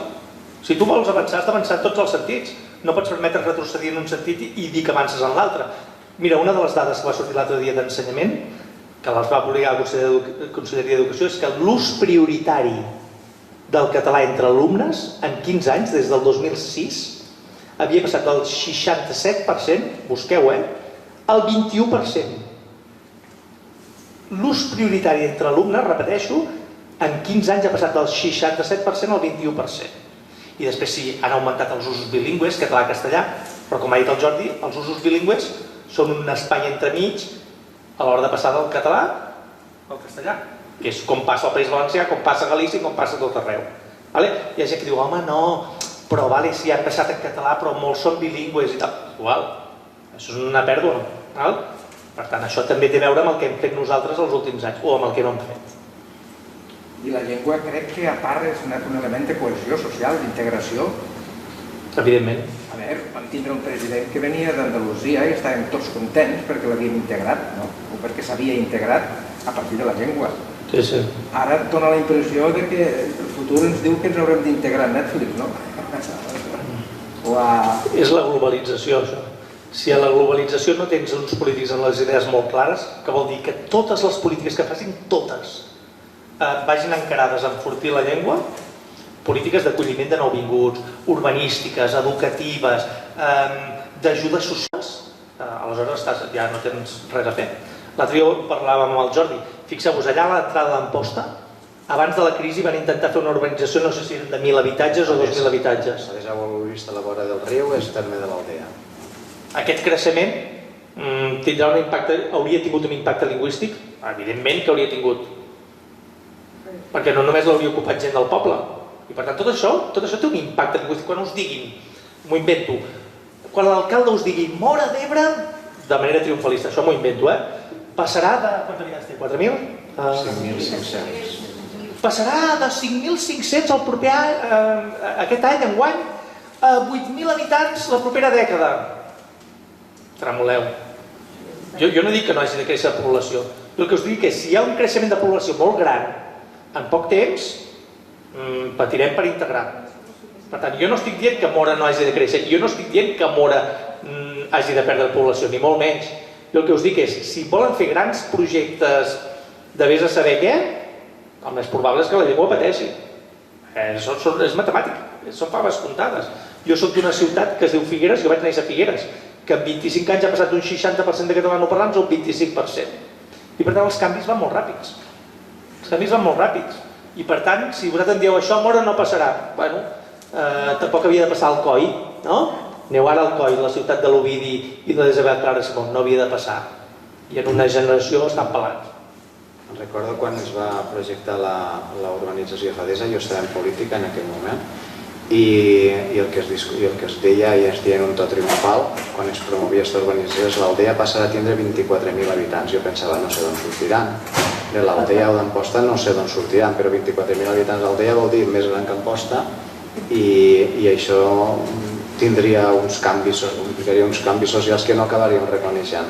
El país, ara comentaves la importància de la cohesió social, és essencial la importància de la cohesió social perquè allò que anomenem valors morals només són els termes abstractes que defineixen les conductes valuoses cap a la comunitat, però només existeixen aquestes conductes valuoses cap a la comunitat si existeix una comunitat cap a la qual s'avaluós, i aquesta comunitat existeix si hi ha cohesió, i per a la cohesió és important l'element lingüístic, i en aquest país només pot haver cohesió, ara per ara només pot haver cohesió al voltant del català, perquè en el futur potser no. Potser en el futur la llengua de cohesió serà la castellana. Segurament anem cap aquí, al final fins i tot no és només un horitzó possible sinó un horitzó probable. Però ara mateix no pot ser-ho per un motiu, perquè si la llengua de cohesió és el castellà se farà en base a un abús, es farà en base a una injustícia, i en base a una injustícia no es crea cohesió entre els individus d'una comunitat, sinó que només es crea separació i rancúnia. Per tant, ara mateix, parlant en termes de benefici social, el català aporta aquest benefici social, aquest valor afegit, que és el valor identificatiu i el valor de creació de comunitat, que fa possible com a condició de possibilitat les conductes valuoses, per tant allò que anomenem valors. Per tancar... Sí, una cosa, en el llibre al final, no és un final pessimista, l'últim capítol es diu la cruïlla final, i el que vol dir és ara encara hi som a temps, potser d'aquí 20 anys no, per tant ara és el moment de posar-nos les piles. I si parlem d'autodeterminació hem de tenir clar que l'autodeterminació és col·lectiva però també és individual, i l'autodeterminació és ara, no demà, perquè si és demà estarem desfets, que és el que ens ha passat els últims anys, que se'ns ha esfilagarçat el país. Poder aquí a Móra no ho veiem, però si aneu a Tarragona potser ho veieu més, com s'esfilagarça el país. Si aneu a Barcelona també ho veieu, doncs és ara l'autodeterminació. Una reflexió final, així retòrica, deia Theodor Wiesingren, més conegut com Adorno, un filòsof de l'escola d'ensenyament de la teoria crítica de la societat, de l'escola de Frankfurt, deia la pàtria és el lloc on te sents segur, ho explico d'una altra manera, la pàtria és el born, gira el món i torna al born, saps que tens un lloc al qual pertanys, que és casa teua i que és el teu tros de terra, el teu tros de món. Us pregunto què seria del nostre país sense el català, si seria encara el nostre país si ens hauríem quedat sense born. Deia el degà de la catedral d'Alacant després de la batalla d'Almansa, quan es va culminar l'ocupació del Regne de València i també de la zona oriental i sud del Principat, deia no hi ha desgràcia pitjor per a un home que sobreviure a la seva pàtria. Doncs aquesta és la perspectiva a la qual ens enfrontem nosaltres. Si és una perspectiva que ens resulta simplement inimaginable i ens esgarrifa, doncs no ens queda més remei que enfrontar-nos al conflicte que deia Marx la segona vegada que l'esmento, que és el motor del canvi social. Sense conflicte estem morts. És a dir, si tu et fa por parlar català a aquella persona per poc que et miri malament o tal, vol dir que estàs mort. Si tu et ve un profe i no et vols queixar, estàs mort, és igual, estàs mort. Cada cop et sentiràs menys. Ens han d'estimar, nosaltres fan d'això, no ens ho hem de creure. Sense autoestima... Sí, però és que és a la primera canviem d'idioma malament, No, ja està pelat. Si canviem a la primera d'idioma, el que estàs dient és que el català no és la llengua pròpia d'aquí. I què passa llavors? Que jurídicament tu tens un estatut que diu el català és la llengua pròpia de Catalunya, però a nivell fàctic tu estàs demostrant que no ho és. I per tant els nouvinguts es tornen bojos. I aquests tios estan criticant el Tribunal Suprem perquè no sé què, però aquests punyeters sonats canvien sempre de llengua. Per tant, allò que diuen som bojos els catalans, doncs sí, tenen raó. Si tu no tens autoestima, ningú s'afegirà a la teva comunitat lingüística. una comunitat lingüística de gossos apallissats, qui s'hi afegeix? Com em deia l'Enric Larreula, no sé si us sona, haver batallat tants anys per veure les actituds lingüístiques d'ara, de vegades tinc la sensació que ell ja té ganes de deixar-ho córrer, de no veure el que està veient. Ell viu a Rubí, ell ha fet molts llibres del vaixell de vapor, va escriure el llibre fa 20 anys d'Olor de llengua, no sé si us sona, un llibre que està molt bé, que us el recomano molt, i jo veig que ja no... s'estima més no veure el que està veient ja, s'estima més volar. Hauríem de canviar. Bé, digues. Perdó. No, digues. No, jo pensava tot això que està molt bé. Jo crec que la gent que estem aquí més o menys pensem això. L'objectiu del llibre quin és? L'objectiu del llibre és empoderar els lectors, és a dir, crear consciència. Per això el que he fet és no escriure un llibre amb un estil sociolingüístic, que és un estil molt tècnic però que al final la gent no el llegeix. És a dir, jo n'he llegit molts de textos sociolingüístics, i al final són textos que no llegeix ningú, perquè són tècnics, matemàtics i tal. Jo aquí el que he fet és com un manual que parla de diversos aspectes que hem de tenir en compte per empoderar-nos amb el tema del català. Per exemple, el primer capítol parla de la diglòssia i de les subversions de valors de jerarquies que ens trobem normalment. El segon capítol parla dels mitjans de comunicació i que hem de vigilar de quin marc mental ens donen. Hem d'estar molt atents al llenguatge que fan servir. També parlo de tot el de TV3, de la corporació del Super 3, tot això. El tercer parlo de la retòrica i la veritat. La retòrica és el que ens diuen els polítics, la veritat és el que passa, i són coses molt distants. El quart, els estigmes lingüicides, és a dir, com des de diversos espais polítics es dediquen a estigmatitzar els catalanoparlants i com ho fan.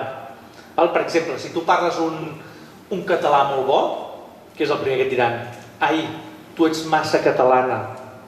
No? L'heu sentit dir, no, aquest? Tu ets massa català. Si tu dius, no diguis, si a un valencià li dius, no diguis entonces, digues aleshores, tu eres català. Heu sentit dir, no, això al País Valencià? No, aquí ens passa el contrari, de que nosaltres no sabem parlar català o no el parlem prou bé. Doncs hi ha molts llocs... Clar.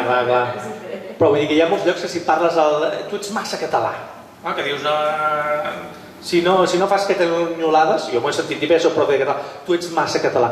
Dir-te que ets massa català és la manera de dir-te que en un futur no has de ser català, perquè català o ho ets o no ho ets. Si ets massa català ja t'estan qüestionant, t'estan estigmatitzant. També parlo de lleis, del consum responsable, del discurs polític dels comuns i de Ciutadans, que té molts punts en comú, si ho analitzeu, el tema demogràfic, de la natalitat, etc. Per tant, tracto tots els temes que jo considero que són importants per salvar la llengua i que hem de tenir en compte tant els polítics com els ciutadans. També el tema del model econòmic, tracto tot una mica. Vull entendre que hi ha solucions. El llibre està pensat per això, bàsicament, per aportar solucions i sobretot per la gent que llegeixi crear-li consciència, perquè molta gent, això m'ho ha dit gent a xerrades, és que jo no hi havia pensat fins que tu ens ho has dit, perquè ningú m'ho havia dit. Mira, una cosa, un exemple, per exemple, si jo et dic els que parlen d'aquí 3 anys són uns reaccionaris, tu em diràs, no, jo el que et diré és, l'únic que val és construir país, per tant ser pragmàtic. Pragmàtic vol dir que tu operes sobre la realitat, tu la canvies, tu ets un revolucionari si tu canvies la realitat. Si tu només vas a fer allà discursos i a dir jo d'aquí 5 anys et faré una DUI, tu ets un reaccionari, perquè estàs permetent que el nostre país retrocedeixi, no estàs operant sobre la realitat. Per què vam aconseguir fer el procés? Per què el vam aconseguir fer? Perquè abans hi havia hagut un tio o diversos tios que t'havien fet una escola en català, més o menys, que t'havien fet una TV3, que t'havien fet uns Mossos, que tu et van crear una idea que tu ets una cosa diferent de Castilla-La Manxa. No? I això com es fa? Doncs fent política, no? I fer política què vol dir? Operar sobre la realitat. Estem operant sobre la realitat ara? No. Els comandaments dels Mossos el primer que fan és hostiar els independentistes. Sí? Abans de prometre una declaració unilateral d'independència, sisplau, posa comandaments als Mossos que no es dediquin a hostiar el meu germà per ser independentista. Enteneu què vol dir ser pragmàtic? Pragmàtic. Actuar en els llocs claus de la realitat. I per tant nosaltres només vivim els últims anys de qui crida més fort, aquests són uns botiflers, aquests no sé què, no sé què. Un desastre absolut. L'únic que val és el que té clara una estratègia i diu aquest aquí, aquest aquí, aquest aquí i aquest aquí. I a partir d'aquí anem construint país. Això és ser revolucionari. Revolucionari vol dir operar sobre la realitat. Fer volar coloms no és revolucionari, és ser un xerramacaire. I la gent normalment em diu, oh, tens raó, però ningú ens ho havia dit. Doncs ho hem de pensar, això, no? Hem de canviar la realitat. Si tu no canvies mai la façana, mai no embelliràs el teu pis. S'aniràs crostonant, no? Doncs la façana l'hem d'anar pintant. O, com deia el senyor Miyagi a Karate Kid, posar cera, polir cera. Posar cera, polir cera. I això és cada dia. I com és que sempre l'estat espanyol ens està fastiguejant en el català? A les altres llengües fa el mateix? Però això... Amb el gallec i amb el mateix. Però el problema no és que ells siguin uns lingüicides. Jo això ja ho sé de fa 300 anys. M'és igual. No, el problema és que nosaltres no reaccionem davant d'això. I que els nostres polítics no reaccionin davant de tot això. El problema és que ells siguin lingüicides. El problema és que nosaltres també estirem pedres a la pròpia teulada. És a dir, nosaltres tindríem una llengua normalitzada i fins i tot tindríem un país independent si féssim el que hem de fer. Però no ho estem fent. Doncs ja està.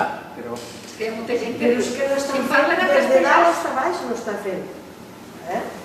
Perquè començant pels instituts, començant pels escoles, i per això, com ha dit vostè, no? Mira, quan et diuen control del territori, se sent parlar molt, no? Control del territori.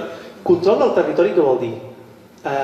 Que totes les alcaldies que tenim nosaltres, arreu del territori, faran la programació cultural en català, sí o no? Doncs mira, jo l'altre dia, això vaig dir una xerrada, en un ajuntament de Girona 80% independentista, un amic meu va anar al circ i els hi va parlar en català, els del circ, i li van dir no t'entiendo. I el dia següent al circ, totes les cançons infantils i tot, la patrulla canina, no sé què i no sé quantos. Control del territori vol dir que tu quan et ve un circ i et diu jo faré la programació en castellà, tu li dius no. Per què? Perquè a mi m'han votat un 80% de tios perquè jo defenso el català. Tu t'imagines la família del Club Super 3 anant a un poble del País Valencià governat pel PP? I dirien, ei, ens podem instal·lar aquí? Què diria l'alcaldia del PP Valencià? Puja aquí dalt i veuràs Canterbury. Sí o no? Això és el que faria l'alcaldia del PP. Ei, control del territori vol dir que el dia que guanya les eleccions, m'ho invento, l'alcalde de Móra d'Ebre, el primer que fa és el dia següent se'n va a totes les escoles del país i dir aquí el legítim representant d'aquest poble, perquè m'han escollit a mi, sóc jo. I per tant, a vosaltres, com a educadors i educadores, us demano que us ocupeu vosaltres que a l'escola els nanos parlen en català. I això vol dir tenir cura. Perquè tu t'han votat, tu ets el legítim representant de Móra d'Ebre. A tu t'han votat democràticament les eleccions. Vosaltres creieu que hi ha algun alcalde d'aquest país que faci això? I vagi a les escoles i digui, ei, sisplau, educadores o educadors, tingueu en compte el tema de la llengua. Control del territori vol dir això. Vol dir això. Que tu manes allà perquè t'han escollit en representació de la gent.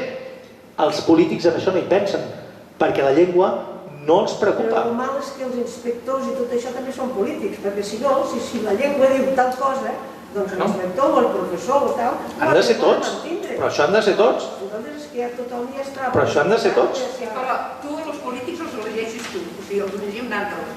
I els elegim per això, és el que dius tu, i els que no ho fan. Ells, els polítics, són els primers que tenen de fer-ho, i no ho fan. Això no ho més que tu. Però si hi ha unes lleis, la llei lingüística, que diu tal cosa, doncs ho han de complir els professors, ho ha de complir l'inspector i ho ha de complir... Però tu ara només parles de l'escola, però és que jo parlo de tot. De programacions culturals, de retolació, d'acollida de nouvinguts. Tu en quina llengua creus que acullen els ajuntaments independentistes els nouvinguts? En quina llengua creus que els acullen? Ja està. Aquí poder no, però a molts llocs sí. Mira, Mònica, fa 3 anys una reunió a Tortosa, Departament de Cultura, una persona que treballa en benestar social a Terres de l'Ebre, referint-nos als menors no acompanyats que arriben a aquestes terres. Els monitors els parlen en castellà. Per què els parlen en castellà? D'entrada perquè ja no troben monitors a Catalunya. La demanda és tan gran ja que el país no dona i han de contractar. Estos nois venen d'Andalusia perquè una de les formes que tenen d'acollir a Andalusia és pagar-los el bitllet d'autobús i portar-los a Barcelona, d'allà els distribueixen pel país i després a Catalunya contracten monitors perquè vinguin a Tortosa a acompanyar estos nois en castellà. A Banyoles tota l'atenció social, ho sé perquè hi treballa el meu millor amic, es fa en castellà, els nouvinguts. A la que venen a la Finestreta fa 15 anys no passava, però ara sí. Això és una decisió política també, A Banyoles, que és el poble de 21.000 habitants més independentista del país, i treballa el meu millor amic. Això està passant. Hi ha moltes entitats com Creu Roja i Càritas del tercer sector que reben ajudes de la Generalitat i que ho sabem tots que integren directament en castellà. Vull dir que això hi és. Ara, que hi hagi algun lloc, no et dic que no, però la integració dels nouvinguts també de l'administració catalana es fa en castellà. En quina llengua es fan els tallers ocupacionals de Barcelona? Ei, pagats per la Generalitat. Es fan en castellà. Bueno, però es fan cursos aquí en català i castellà. No, Però el que passa és que les dues parlen castellà, és més fàcil el castellà. Un tema d'autoestima. Sí. A veure, aquí a les Terres de Però l'Ebre... tu t'estàs fixant en un lloc molt concret. Jo et parlo de la majoria demogràfica. T'explico, mira, fa 20 anys van començar a vindre els Erasmus de fora aquí a la universitat. Què va fer la universitat? Va posar cursos de català i castellà perquè poguessin integrar-se. I anar a la facultat, en la llengua catalana o castellà. Una noia que va venir italiana, amb el diccionari català-italià de Vall del Braç, que volia aprendre català, va anar a apuntar-se a classes de català i classes de castellà. Què va passar? Que va deixar les classes de català perquè el nivell era tan dolent que no aprenia res, i en canvi en castellà aprenia molt més. O sigui, això t'estic explicant ja fa 20 anys, 20 i pico, que van començar a arribar els Erasmus. Ara ja veus pel Twitter que en castellà per tot arreu, a la universitat. Sí. I que fins i tot hi ha professors que no els deixen parlar en català a les classes.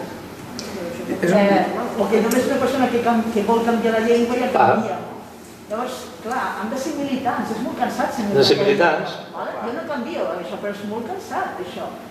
Intentar, o sigui, entres en un bar, tu demanes en català, te contesta en castellà, i tornes en català. Al final ho normalitzes, però si vas en segons qui, li parla en castellà. Llavors has de fer de normalitzar la situació o convèncer de que parli en català. És molt cansat. Al final ho integres, però... No hi ha res que no puguem fer que no sigui tan cansat, per favor, que m'estic cansat molt. A veure, jo, Mònica, el que dius, jo crec que hem de ser militants. Sí. Anem contracorrent, Hem de ser militants. Sí, clar, quan tu tens tota aquesta globalització, o vas contracorrent o desapareixes.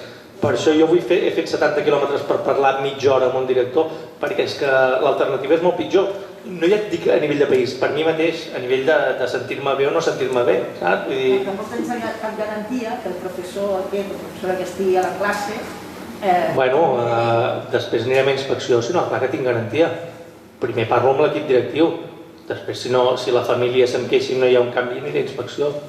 I si no se fan, després hi ha més coses. Aquesta gent que heu dit que eren valencians, que va haver mestres, però vostès també saben el català, no? Depèn. Sí, que saben el català. Però si no, que s'espaviles tu, si ve a la guisa, però el País Valencià, això és el que estudio,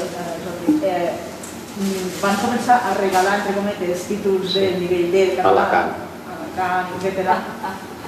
I llavors, clar, vens aquí amb el títol de Llorcàs de nivell D i ja està, no passa res. I el nivell D que fan al País Valencià no és el mateix. Ara també els estem regalant a quart d'ESO. Sí. Exactament. A veure, hi ha valencians que venen aquí i poden parlar català a l'escola. Sí. Perquè allà potser no poden. Aquí també hi ha catalans que no saben parlar el català, o que surten de l'institut aquí potser no, però a Barcelona, i no saben parlar el català, i tenen el títol... Exactament. Avui he llegit una piulada molt interessant que deia, la piulada deia, si tu has nascut a Cadis i tens el seu de català, segur que el domines, perquè has vingut de fora i t'han fet aprendre'l pel teu compte i tal, i d'allò. Si tu tens el seu i has estat educat al sistema educatiu d'aquí, molt possiblement seràs una persona metropolitana que t'han fet passar de llengua, de matèries i tal, i que no el sabràs, però tindràs el títol. Com molts alumnes meus de quart d'ESO que no tenen fluïdesa a l'hora de parlar català, però bueno, va, passem-lo de curs, ja tens el títol. No fas batxillerat, és igual, però ja tens el títol. De vegades gent nascuda fora tenen més domini del català que gent que ha estat educada aquí, curiosament. I has d'anar baixant el llistó cada vegada més, i després te queixes tu, i que ets tu mateix i has donat implícitament i estàs dient que el català tampoc és tan important. I aquí és molt diferent. A les Terres de l'Ebre hi ha pobles que més, que menys, però aquí en general tothom, o gairebé tothom, parla català. Bueno, Mora comença ja... Però la majoria de gent parla català. Tu vas a Barcelona i és el que has dit tu abans. Jo vaig pel carrer i sento algú parlar català a vegades i vaig amb un amic meu o amb un company de pis i parlem d'aquestes coses i dic, hòstia, mira aquí, i tu ja els veus vindre, ja saps més o menys qui... I després, quan vas amb gent, que vas a un restaurant o que vas a qualsevol lloc i de primeres ja s'adrecen en castellà, jo me sento com, escolta, per què li parles en castellà? Parla en català. Oh, és que no m'entendrà. Ets tu directament el que li estàs fent que no... Estàs muntant el mur, el primer capítol es diu el mur mental que tu t'has creat, que t'impedeix saltar. El primer que has de fer per a canviar com a societat és tu també has de canviar. És a dir, tu òbviament no pots seguir demanant coses si tu mateix no... Ja està. Mira, dit d'una altra manera, tu no els pots demanar als polítics que et facin la independència si tu no ets capaç de tenir independència lingüística o mental. És molt hipòcrita, això. És molt hipòcrita. Per tant, tu no li pots dir al Puigdemont i tu juguen la vida. Perquè, clar, un avui la gent es pensa que és declarar independència, flors i violes i som independents. Però el govern espanyol ja tenia preparat l'exèrcit per entrar al Palau de la Generalitat i qui sap si... I aquí no tenien preparat res. I poder... Això és una altra cosa. Però poder... Això vol dir que les filles del Puigdemont deixen de tenir pare. Un adult vol dir això. I per tant, tu el que estàs dient és l'altre que es mori per fer un adult i jo no he de treballar per no canviar de llengua. És que al final la base social és una mica... Jo he vist gent superunilateralista, de fer la independència, els polítics són uns botiflers, i a la primera que surten a fora al carrer, algú se'ls adreça en castellà i ja responen en castellà. I jo callo però dic, macho... O que tenen fills i no es preocupen pels mòbils. Pels continguts infantils. Miraran com... Tampoc se'n preocupen. I això són coses que al final deixen un pòsit. Jo, per exemple, al meu fill només li poso dibuixos en català i alguns me'ls he de buscar perquè tinguin qualitat. Per internet tu busques, mecanoscript.cat, etc., diverses pel·lícules. El meu fill només mira dibuixos en català i no només del Super 3. No costa gaire, I al final busques una cerca, descarregar pel·lícules en català i et sortirà mecanoscript.cat, t'informes una mica i te les baixes de franc. No et cal ni Netflix. Està a la base de tothom. I al final la tendència serà que algun dia mirarà dibuixos en castellà o en anglès perquè és el que et porta però al revés, si tu no fas això pel català, la situació d'ara és que directament ja no es consumeix res en català. I això torna a deixar un pòsit. I penseu que la relació que mantenen els més joves amb el català amb el castellà és molt diferent del que manteníem nosaltres. La familiaritat, la proximitat, la identificació amb el castellà són tan grans que comencen a no entendre la importància que li podem donar nosaltres a la llengua. I això és realment, això sí que és preocupant. És que s'està envellint. Jo me recordo que anava a l'escola i quan sortia parlava català. Ara vaig a l'escola, com xaval, i potser parla català i quan surt parla castellà. Per què? Perquè veu la tele en castellà, perquè escolta la música en castellà. Les coses que són guais. El reggaeton ha fet molt mal. És tot en castellà. I en català hi ha poques coses que un jove, un nen, les vegi com una cosa com un referent. Jo soc dels que m'he criat amb un Super 3 a casa en català i ja vaig veure quan va entrar a la TDT que canviava la cosa perquè Disney Channel ja ves els altres canals. El Clan TV, jo tinc una germana que és 3 anys més petita que jo i el canvi es nota molt en el tema de referents. I després tinc cosines que jo estic convençut, tot i ser catalanoparlants, que no miren res en català. Però estic convençudíssim. El tema de la televisió o de les mitjans de comunicació és molt important, és fonamental, però no és decisiu. És més aviat els que utilitzem la llengua i el prestigi que li donem. I el que li diem als nostres fills o el que li transmetem als nostres fills. La televisió que veia jo era sempre tot en castellà. Però el context era diferent, Sí, també és veritat. però també depèn també de la família, o sigui, no només de l'escola, no només de la comunicació, tot depèn... Sí, però Mònica, perdoneu, això que estem dient, passen molt rato amb medis de comunicació. Amb la família, jo penso que la majoria passen poc rato. Llavors, què passa? Com més rato passen amb uns amics que estan parlant en castellà, doncs bueno, ja ho normalitzen. Al País Valencià no ha funcionat, això que dius, eh? Al País Valencià moltes famílies han educat en valencià i els fills han trencat la... No, molta gent que conec al País Valencià, de carrera, diguem, els pares eren valencianoparlants, però parlaven... No, això també ja està, clar. També hi ha hagut interrupció dels pares, però també hi ha passat l'altre. És a dir, ara mateix ja està havent interrupcions a Vinaròs, tu mateix ho has explicat. Tenim articles publicats, ja hi ha literatura científica que parlen de a Castelló la Plana, concretament, a la ciutat de Castelló, de famílies catalanoparlants que han parlat en català als seus fills i ho han fet en un ambient que era difícil, per tant ho han fet conscientment, i els xiquets quan han començat a parlar, han parlat en castellà. Perquè al llar d'infants, perquè els mitjans de comunicació, perquè la llengua en la qual s'han criat realment és el castellà. I no hi ha hagut manera de fer-los canviar. Les llengües no acostumen a funcionar per lligams afectius només. Me deien a l'estiu una persona de Reus, m'enduc els meus fills parlant en català a l'escola, els recullo parlant en castellà a l'escola. I no té a veure directament això, però te volia comentar perquè és un exemple d'un polític important del territori, l'alcalde d'Amposta, coneixem. Una reunió fa uns mesos a una urbanització dels eucaliptus al Delta. Sabeu que la major part del Delta Sud és Amposta, excepte el Trabucador. I la Punta de la Banya, jo dic que sí, la Punta de la Banya, que són de la Ràpita. Comença a parlar als veïns i dues persones d'origen belga en castellano. Què fa l'alcalde, Adam Tomàs? En castellano. Quin exemple dona davant dels veïns? Que l'alcalde, canviant de llengua. Després, quan se li va retraure a l'alcalde que fes això, va dir que ens han datat al poble. El poble eren aquells dos belgues. Es veu. Però és que a més l'Ajuntament d'Amposta no respecten la normativa de retolació en català, el condicionat que donen per a obrir establiments, i quan se'ls ha recriminat no han volgut admetre una moció al ple per a revertir-ho. No passa tot arreu.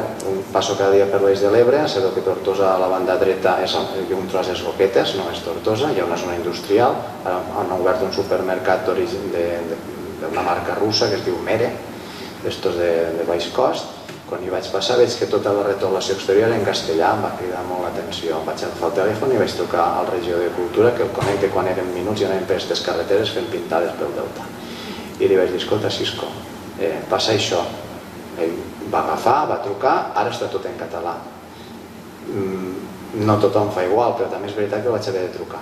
I no era la meva feina perquè el regidor és ell. Això ho podem evitar. Això que dius de les famílies i tal, mira, la meva dona és allà, per cert, ella és castellanoparlant, d'un dels llocs més castellanoparlants de tot Catalunya, Sant Andreu de la Barca, ella parla català amb els meus fills, jo també, això hem aconseguit aquí una transmissió internacional positiva, però ella és conscient, igual que jo, que cada setmana, Olga, o cada 2 setmanes ens trobem a l'esclat pares parlant català als seus fills i els fills responent-los en castellà. Perquè veiem fins a quin punt actualment no és tan determinant la família com els inputs que reben fora. Cada setmana veig pares que parlen català als seus fills i els fills els responen en castellà. Per tant, hem de ser conscients de tot el d'allò del territori. Quan vosaltres dieu és que a l'Ebre no se'ns té en compte, jo penso que l'Ebre és un lloc nuclear dels Països Catalans. Per això amb la meva dona fa 4 anys ens vam declarar a la Punta de la Banya. Jo li vaig demanar matrimoni, sabeu les casetes aquelles que hi ha a la Punta de la Banya? Vaig dir, això és el centre dels Països Catalans, no perifèria, el centre dels Països Catalans. Però també hem de tenir en compte que no podem analitzar el país des d'un punt de vista de l'Ebre. No, aquí a l'Ebre no passa. Vale, molt bé, però l'Ebre al final són 170.000 habitants i estem parlant d'un país de 7,8 milions d'habitants. I per tant, tan erroni és que els de Barcelona no tinguin en compte l'Ebre, com diu sempre el meu amic Berti, de Deltebre, i tan erroni és des de l'Ebre dir això aquí no mos passarà. Doncs, error gravíssim. I per tant hem de tenir en compte, el que jo recomano per fer-vos una idea clara del país, per molt de mal que us faci, és aneu a Tarragona, cada 2 per 3, pot ser, i aneu a Bonavista, i aneu a Barcelona, i aneu a l'Hospitalet, i aneu a Sabadell, i aneu a Terrassa, i llavors veureu el país que tenim, i aneu a Montornès del Vallès, i aneu a Granollers, i aneu a centenars de pobles, i llavors diràs, vale, m'he fet una fotografia del que és el país. Abans senties parlar català a Tarragona i ara sents parlar castellà. Perquè jo vaig Jo pensava que... passaves per costat i la gent parla en català i ara es parla en castellà. Sí, molts, sí, ja ho sé, però ha anat decaient. A Tarragona vaig començar jo a donar classes d'història, vale? Fa 35 anys, ara a l'octubre. Doncs arribo, la cap de departament, que era catedràtica, Mariló Moreno, me dona els llibres en català. Eren 8 professors de català, d'història, i una noia que era de català que feia una cua de 3 hores. Doncs a mi em va dir, diu, mira, et dono tu tots els llibres en català, tercer de BUP, segon de BUP, primer de BUP, perquè així, diguem que compliràs la quota. Tots els altres, Francesc Fuertes, Fernández, Carlos Mas, que era el més guapo, després, sí, home, claro, Carlos Mas era el més guapo, després hi havia jo, la dona del Barrado, que no sabia que era la Barrado fins fa 2 dies, i una altra. 8 professors, 7 donant les classes en castellà, d'història. Jo me va caure l'ànima als peus, perquè fa 35 anys era quan sortia la norma per la tele. Sí, sí. Tarragona, I l'any 85. I et cau, sí senyor, i et cau l'ànima als peus. A mi em va caure l'ànima als peus. Les reunions en castellà, tot en castellà. El meu departament, La qüestió ja estava molt implantat el castellà perquè va haver les petroquímiques, hi ha hagut moltes coses dels anys 70. La immigració de Tarragona és una immigració tardana, dels anys 70-80. La de l'Hospitalet és dels 50-60. Està menys assentada la de Tarragona, però ha anat baixant l'ús social del català. Però jo m'havia mogut... Entre altres coses perquè tu en 20 anys ara tens un 22% de la població de Tarragona nascuda fora de l'Estat, més els seus fills. Clar, vol dir que estàs al 30% de gent dels últims anys. Vull dir que, clar, aquesta és la fotografia del país, també. Vas a Andorra i tens població portuguesa, població de l'estat espanyol, que et despatxen en català. I tu els hi preguntes, que bé que parles el català, i gràcies. I és un requisit per treballar a Andorra, parlar el català. No, per parlar-lo a les empreses no és un requisit. A l'administració pública sí, però a les empreses tu pots anar al punt de trobada i no et responen en català. Bueno, perquè serà el criteri de punt de trobada, però hi ha botigues que no. No, clar, però en teoria, si tu ets un estat, hauries de regular l'atenció en català a tot arreu. I a Alemanya, jo tinc una amiga que viu a Alemanya, que ella dona classes d'alemany a estrangers. Perquè a Alemanya és un requisit que aprenguis l'alemany, o sigui que aquí hauria de ser un requisit que aprenguessis, que per cert la Montserrat diu que molt interès, alguns alumnes no tenen, tampoc, però m'entens? No, fixa't una cosa, però abans et deia, és molt important la independència administrativa, però ho és més la independència espiritual. Et poso un exemple. Bielorússia era un país de l'antiga Unió de Repúbliques Socialistes Soviètiques, de la URSS. Bielorússia es va independitzar. Actualment és l'únic estat amb una llengua pròpia del món que la llengua està en procés de desaparició. Què vol dir? Que tu ja pots tenir un estat i pots tenir el sursum corda, que si la població no té mentalitat i autoestima, la teva llengua se'n va a campistraus. L'altre dia hi havia una enquesta, només un 11% dels bielorussos, un estat independent, utilitzen el bielorús en totes les competències comunicatives, escriure, llegir, parlar i mirar la tele. Un 11%.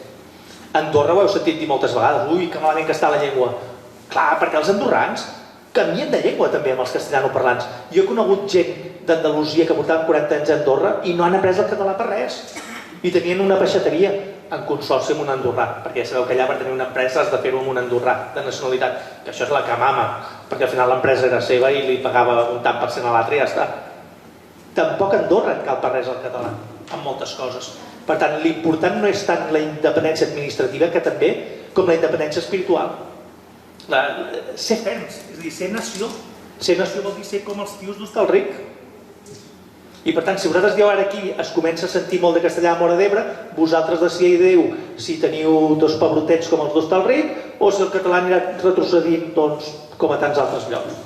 Això és una decisió comunitària vostra, de la gent de Móra d'Ebre, també, perquè el país aquí sou vosaltres. I el país són moltes localitats com Móra d'Ebre i els seus ciutadans.